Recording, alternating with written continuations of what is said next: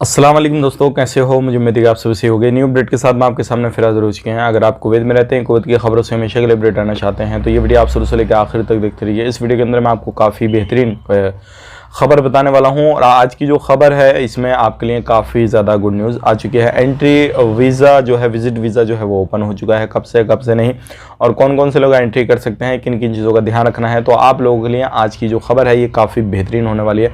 तो चलिए फिर बिना देरी के वीडियो शुरू करते हैं। लेकिन उससे पहले मैं आपको बताना चाहूँगा, चैनल हमारा पहली बार देख रहे हैं, चैनल को ज़रूर सब्सक्राइब करें और साथ ही साथ बेल आइकन ज़रूर प्रेस कर दें ताकि हमेशा आपको इसी तरीके से कुवैत के बारे में जानकारी टाइम टू टाइम मिलती रहे और आप हमेशा हमारे साथ में जुड़े रहें। तो सबसे पहले मैं आपको बताना चाहूँगा, जैसे कि आपको मालूम है काफ़ी समय से वीज़ा वगैरह जो था वो ओपन नहीं था। विजिट वीज़ा और जो था एंट्री वीज़ा, ये वीज़ा वगैरह बंद थे। लेकिन अब जो है मिनिस्ट्री की तरफ से एक बड़ा बयान दिया गया है और कहा गया है कि 20 मार्च से, यानी कि संडे के दिन से ये सारे वीज़ा ओपन हो रहे हैं। और ध्यान रखने की बात यहाँ पे ये है कि अगर आपको किसी भी तरीके से कोई भी कंट्री का यहाँ पे नाम नहीं लिया गया है, ना ही इंडिया, पाकिस्तान, नेपाल, बांग्लादेश, किसी भी कंट्री से हैं आप, तो आप ज़रूर अप्लाई करें। और अप्लाई करने के बाद में आपको खुद मालूम हो जाएगा कि आपका वीज़ा इशू होगा या नहीं होगा। तो 20 मार्च के बाद में आप आराम से किसी भी देश में रहते हैं, आप कहीं पर भी रहते हैं और आपको जो है एंट्री करनी है कुवैत के अंदर, तो आप आराम से आ सकते हैं। और इस वीज़ा की जो वैलिडिटी रहेगी वो 3 मंथ की रहेगी, यानी कि 3 महीने के अंदर अपना वीज़ा आके आप जो है एक्सचेंज वगैरह करा सकते हैं, किसी भी वीज़ा में जो है ट्रांसफ़र वगैरह करा सकते हैं। तो ये एक अच्छी खबर आ रही है। लेकिन यहाँ पे कहा गया है मिनिस्ट्री की तरफ से जो भी रूल रेगुलेशन है, चाहे वो कोरोना को लेकर हो या किसी भी तरीके से वैक्सीनेशन को लेकर हो या फिर जो भी मार्क्स वगैरह को लेकर हो, उनको आपको फॉलो करना रहेगा, उनको ध्यान रखना होगा।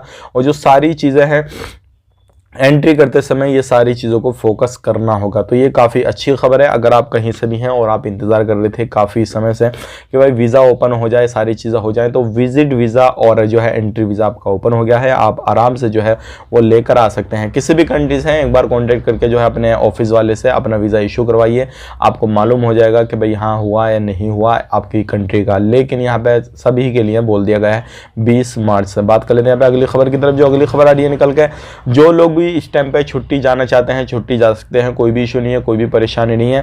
क्योंकि अभी जो है फ्लाइट जो है अल्हम्दुलिल्लाह नॉर्मल तरीके से चल रही है और एयरपोर्ट वगैरह भी नॉर्मल तरीके से ऑपरेट हो रहा है।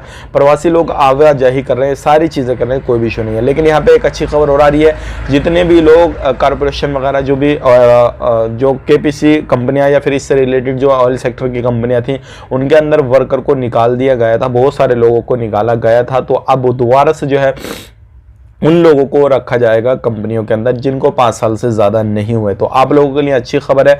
और ये जो है एक बिल रखा गया है और बहुत ही जल्दी इसको अप्रूवल मिलता ही लोगों को दोबारा से जो है ज्वाइन किया जाएगा। और जिस पोस्ट पे जितनी सैलरी पे वो लोग पहले से काम करते थे ऑलरेडी, वो सारी चीज़ें उनको वही मिलेंगी और किसी भी तरीके से कोई भी परेशानी नहीं होगी। तो ये आज की काफ़ी बेहतरीन खबरें थी जो कि मैंने आप तक शेयर कर दिया। अगर आप कहीं पर भी रहते हैं, कुछ भी करते हैं, किसी भी काम काज पर कुवैत में जाना चाहते हैं या फिर कुवैत में रहते हैं, कोई भी आपको परेशानी है, तो आप अपनी देश के एम्बेसी से कांटेक्ट करें। जो भी परेशानियां उनको बताएं, सॉल्यूशन वो आपको बता देंगे और करके दे देंगे, सारी चीज़ें करेंगे। एंट्री एग्जिट करना चाहते हैं तो भी आप उनसे कांटेक्ट कर सकते हैं। वीडियो पसंद है, वीडियो को लाइक कर दें, शेयर कर दें और इसी तरीके की वीडियो को पाने के लिए हमारे चैनल को सब्सक्राइब करें। आप अपना ख्याल रखें, अपनी फैमिली वालों का ख्याल रखें। Take care, bye bye.